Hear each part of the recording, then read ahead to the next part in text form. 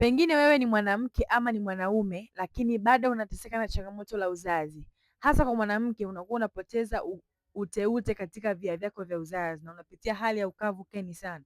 Lakini pengine wewe ni mwanaume ambaye unapoteza hisia wakati wa tendo la ndoa, na wakati mwingine uume wako unashindwa kusimama kabisa, ama unasimama uume ukiwa legelege na haupati choo kwa wakati mwingine unapata choo ambacho ni kigumu au haupati choo kabisa.